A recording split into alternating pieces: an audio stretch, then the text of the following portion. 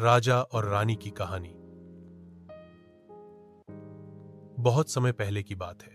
एक राज्य में राजा विक्रम और उनकी पत्नी रानी सुमित्रा राज करते थे। दोनों न्यायप्रिय और दयालु थे। राज्य में धन धान्य की कमी नहीं थी, लेकिन एक अजीब समस्या थी। गांव के लोग अक्सर बीमार रहते थे। बीमारी का रहस्य।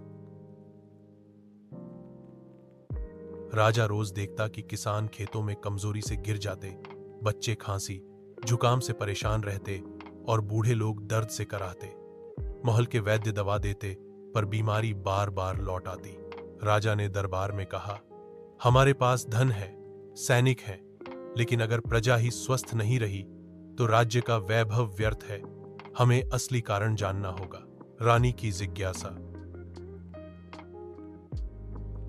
रानी सुमित्रा बहुत बुद्धिमान थी। उन्होंने साधारण वेश में गांव का दौरा किया। देखा कि लोग गंदे तालाब का पानी पीते हैं, घरों में सफाई नहीं रखते और भोजन भी अधूरा करते हैं। रानी ने लौटकर राजा से कहा, महाराज, असली कारण दवा की कमी नहीं, बल्कि सफाई और शिक्षा की कमी है। जब तक लोग सही तरह से जीना नहीं सीखेंगे, तब तक बीमारी दूर नहीं होगी। बदलाव की शुरुआत राजा ने पूरे राज्य में घोषणा की। अब से हर गांव में स्वच्छ कुएं खोदे जाएंगे, तालाबों की सफाई होगी और लोग रोज सुबह शाम गांव के चबूतरे पर इकट्ठा होकर स्वास्थ्य के नियम सीखेंगे। रानी ने बच्चों और औरतों को सिखाया कि पानी उबालकर पीना चाहिए, घर आंगन साफ रखना चाहिए और पौष्टिक भोजन करना चाहिए। गांव वालों की समझ शुरू में लोग हंसते थे, क्या सफाई से भी बीमारी भाग सकती है? लेकिन जब धीरे धीरे उनकी तबीयत ठीक होने लगी, बच्चों का चेहरा खिलने लगा और खेतों में मजदूर ताकत से काम करने लगे, तो सबने राजा रानी की बात मान ली। सुखद अंत।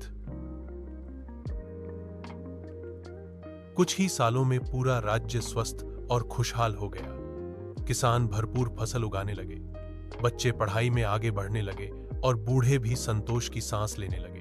गांव वाले हर साल एक उत्सव मनाते और कहते, हमारे राजा रानी ने हमें सिखाया कि सच्ची दवा सिर्फ जड़ी बूटी नहीं, बल्कि स्वच्छता और अच्छी आदतें हैं। शिक्षा। राजा और रानी की यह कहानी हमें सिखाती है कि बीमारियों का इलाज केवल दवा से नहीं होता।